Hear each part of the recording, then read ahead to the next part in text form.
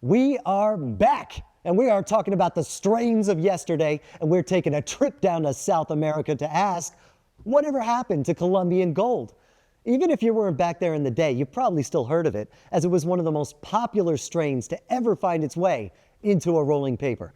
It's that golden legend that once people knew about, they could never forget it. This hugely popular strain was born in the Santa Marta Mountains in northern Colombia, a region that catches all the humidity, rain, and wind whipping off the tropical end of the Atlantic Ocean and the Caribbean Sea. It was rogue hippies and surfers that found their way down to South America hunting what would become one of the most popular original land races of all time. It was a tall, leafy plant. It had a long growing season near the equator, and it was marked by its lime green buds that would fade into a golden yellow as it matured.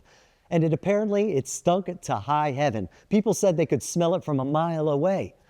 But once people realized how good the gold was, seeds quickly made their way all over the world. Before Colombia was known for cocaine production, it was the golden land of weed, producing the majority of the quality bud that was being smoked in the U.S. By the time the 60s rolled around and the marijuana counterculture movement was really getting going, there was already a smuggling network established in the country that was actually smuggling coffee, as the new international trade agreements had disrupted the coffee industry. And when the U.S. demand for marijuana began to tick up, there was already the framework and the people there to move it where it needed to go. And it turned out to be a way more profitable, and the money that new money created a new class of marimberos, who were the original marijuana traffickers, and who at its height were smuggling up to 70% of the marijuana being smoked in the U.S. And as that money flowed back into the community, the marimberos turned into local heroes and legends. But because so much of the weed in the States was coming from Colombia, the DEA and its drug war decided to focus on the source of the problem.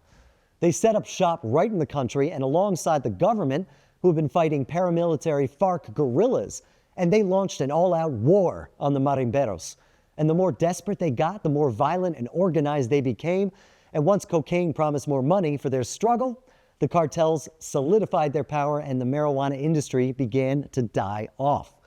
Tom Forsyth, the legendary smuggler and founder of High Times magazine, is actually one of the ones that made his name off Colombian gold.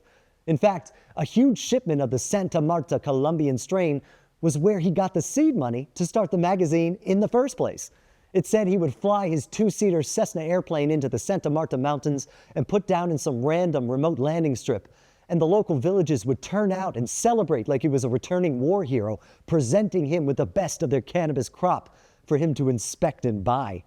His cryptic Santa Marta project was his quest to find the best golden bud in the world.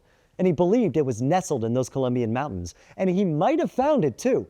On his last shipment he ever ran, his smuggling buddy crashed into a tree trying to drop Columbian gold into Florida. And Tom wound up ending his own life 6 months later.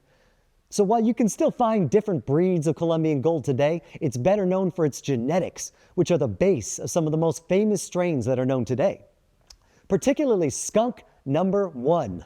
The backbone of modern cannabis, Sam the Skunk Man was a legendary breeder that managed to cross the Afghani land race with a Columbian gold and then a little bit of Acapulco gold to make it easier to grow.